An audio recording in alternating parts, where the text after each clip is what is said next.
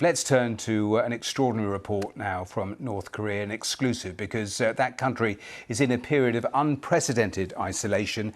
It's been over 3 years since it sealed its borders in response to the pandemic. No one has been able to leave or enter the country, and for a long time, even supplies of food and medicines were stopped. Well, this has likely created some of the harshest conditions North Koreans have ever had to live through.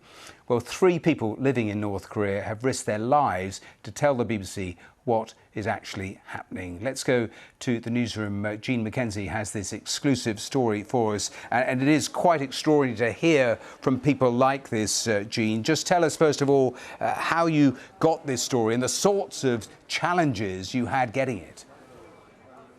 Yeah, because look, it is impossible to talk to people directly in North Korea because they are completely forbidden from talking to anyone outside the country.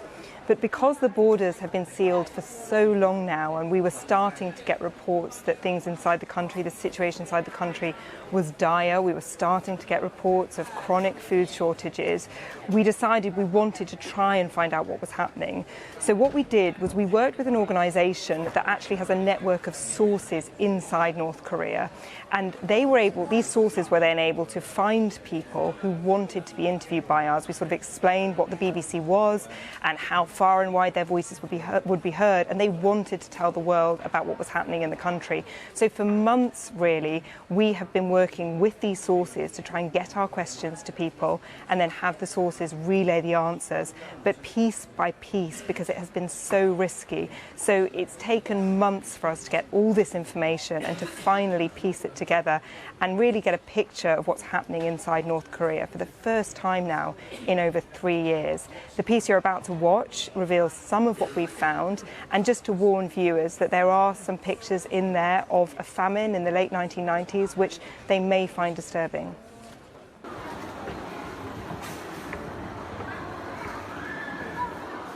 Food supplies are so low, people have started dying. This chilling testimony comes from inside North Korea. Once I didn't eat for 2 days. I only drank water. Recently, people have been knocking on the door, asking for food, because they're so hungry. Hearing from people inside this isolated country is extremely rare. But with fears the country is on the brink of a famine, we've been secretly communicating with people who live there. We're using actors and animations to illustrate their words and have changed their names to protect them. In our village, 5 people are starved to death. Chan Ho is a construction worker living near the Chinese border. In one family, their wife was too ill to work, so 2 children were surviving by begging. In the end, all 3 of them died. At first, I was afraid of dying from COVID, but then I began to worry about starving to death. At the start of the pandemic, North Korea completely sealed its borders. These pictures, released by the regime, are all the world's been able to see. For years, no one has been allowed to enter the country. Authorities even stopped food and medicine from crossing the border.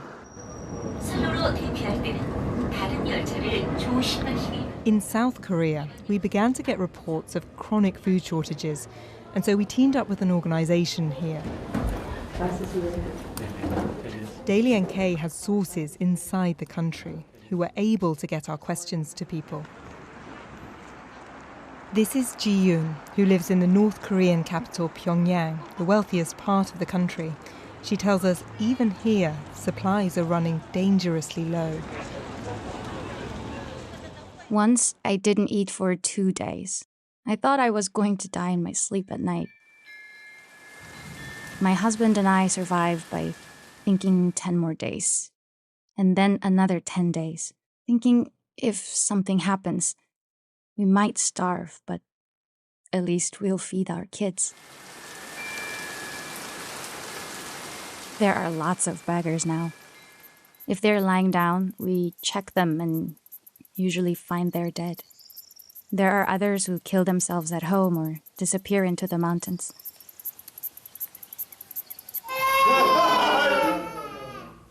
What these people are telling us evokes memories of the devastating famine of the late 1990s, known as the Arduous March, which killed as many as 3 million people. For the past 10, 15 years, we rarely heard of death by starvation. That was something that happened during the late 1990s or early 2000s. But to hear it happening again, in the past 2-3 years, I think, it is taking us back to the Arduous March, which was the most difficult period for the North Korean people.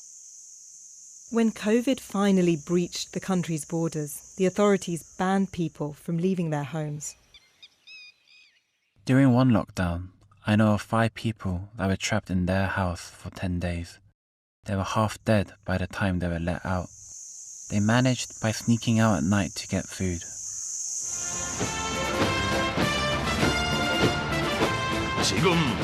But the spectre of another famine has not stopped Kim Jong-un from funneling his limited finances into building nuclear weapons. The money he spent on missile tests last year would have been enough, according to some estimates, to ensure his entire population was properly fed. The people never wanted this endless weapons development that brings hardship to generation after generation. I want to live in a society where we don't starve, where my neighbors are alive. North Koreans are more isolated than ever before. It's getting harder for them to survive and impossible to help them. Jean McKenzie, BBC News. So we did hear back from the North Korean government. We put our findings to them, and to our surprise, they did respond. They told us that they have always prioritised the interests of their people, even during difficult times, which, we found this response interesting because actually this, in some way, I think was the North Korean government accepting that times are challenging, which is unusual for it to do. The North Korean government likes to often pretend that everything is great. The other thing, though, they said to us was that our report was not entirely factual because it was based on testimonies from anti-DPRK forces, the DPRK being what the North Korean government calls itself as a country. But interestingly, they didn't refute anything specific that we had given them, just that general point that they weren't entirely factual reports. But it is unusual to get a response from the North Korean government in this way.